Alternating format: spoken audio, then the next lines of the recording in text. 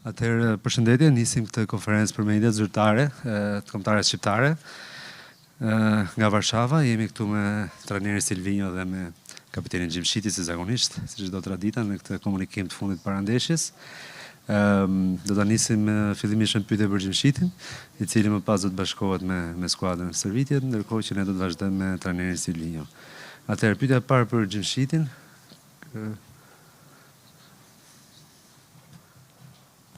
Sorry, please.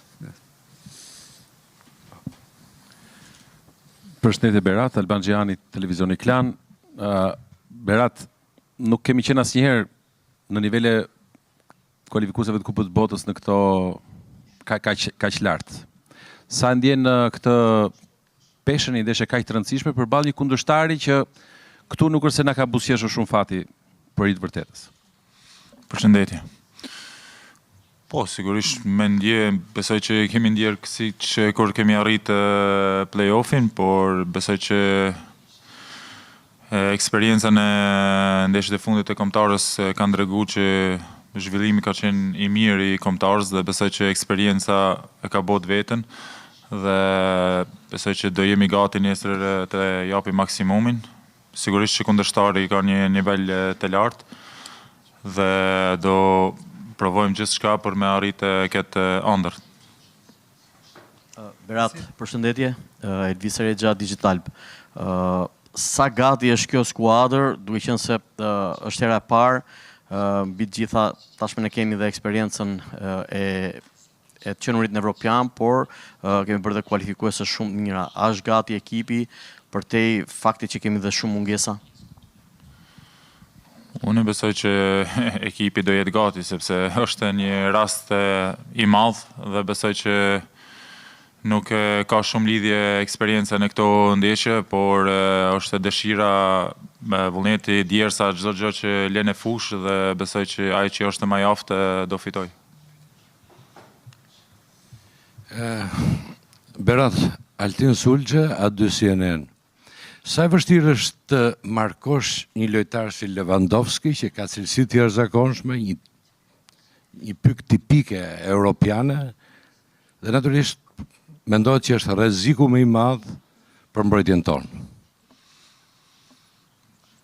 Për me kone vështirë është shumë e vështirë, nuk ka dyshim aty, sepse është një nivel në vitet e fundit, të them sa ma aq lartë, besoj që është shumë e vështirë të arrijë sulmuesit. Ai është një ndër atyre sulmuesve që ka bërë karrierë kaq të gjatë në ato nivele, por prapë nuk do jem, besoj vetëm që ta provojmë ta ndalim me Lewandowskin apo tjerë lojtar, besoj që duhet gjithë skuadrat të jetë në momente të mira, siç në mbrojtje, siç edhe në sulm.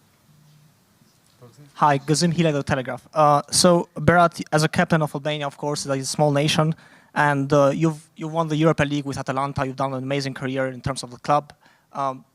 Between winning the Europa League title and the cup that you've done and reaching to the World Cup finals, which one would you choose? Like, what does that mean for you, like, as a captain of the Albania national football team, to reach out to the World Cup? Of course, you have the Poland game, which is the first one, and then you're gonna go to the second if you qualify. But reaching to the World Cup as an Albanian, as a captain of the Albanian national football team, what does that mean for you? Berat, ti ke një karrierë të mrekullueshme me klubin, ka arritur të ngresh trofeun e Europa Ligës me Atalantën.